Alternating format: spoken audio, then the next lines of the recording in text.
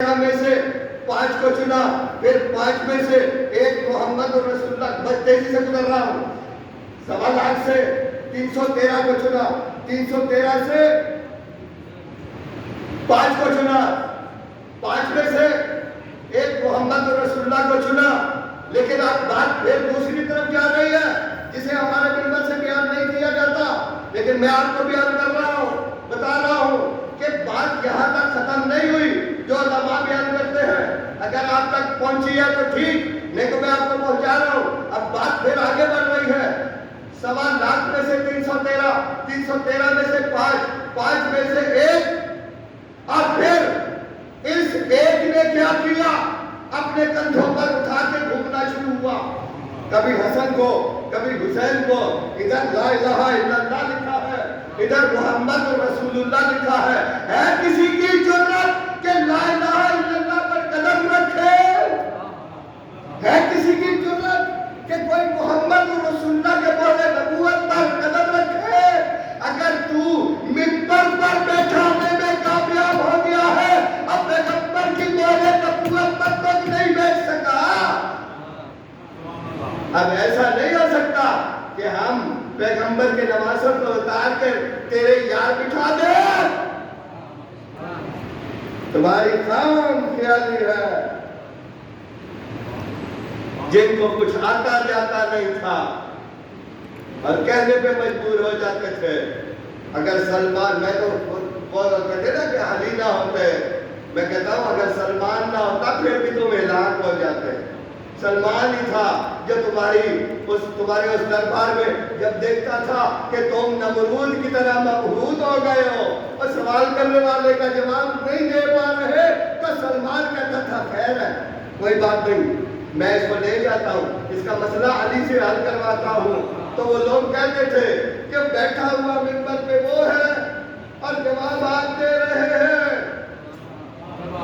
یہ سوال پیدا ہوتا تھا، لیکن ادھر بڑے بڑے ظالم تھے جن کے ہاتھوں میں ننگی تلواریں تھیں، جن کے پاس درباروں میں جلاد کھڑے ہوتے تھے، جو نہیں سمجھتے تھے، نہیں سوچتے تھے.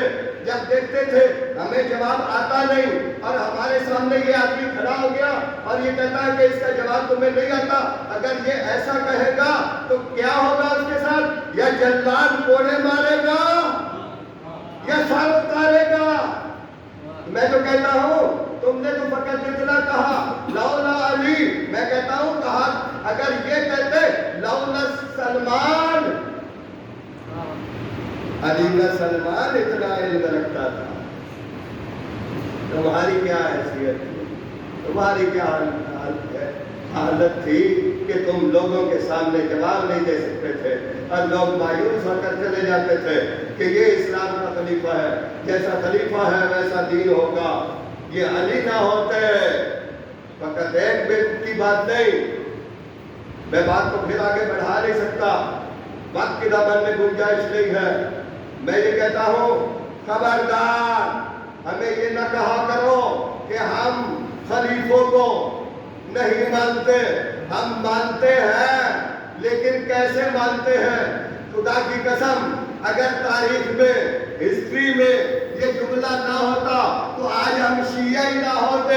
اگر عمر یہ نہ کہتے لولا علی، لعنت عمر، علی نہ ہوتے تو میں ہلاک ہو جاتا، تو ہم عمر کو دیکھ کر شیعہ ہوئے ہیں کہ اگر یہ علی کے بغیر ہلاک ہو جائے گا تو ہم بھی ہلاک ہو جائیں گے. ہم اس کی خلافت کو نہیں مانیں گے، علی کی امامت کو مانیں گے.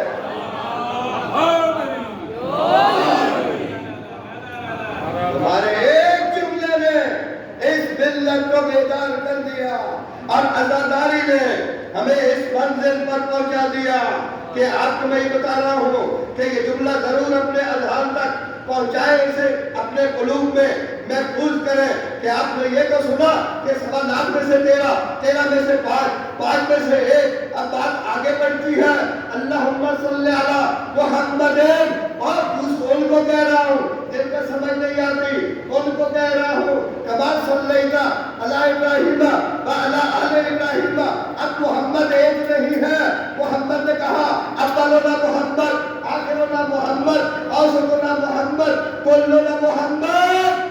اب ہوا کیا؟ اب اس آیت کو اٹھا کے اس حدیث کے سامنے لاتے ہیں. میں اپنی گفتگو کو ختم کرتا ہوں. آیت سامنے ہے. آیت کہتی ہے کہ میں نے وہ رسول بھیجا جسے دین حق بھی دیا. اور کیوں دیا؟ لِيُظْهِرَهُ عَلَى الدِّينِ كُلِّهِ، تاکہ دین، وہ دین، ان الدین عند اللہ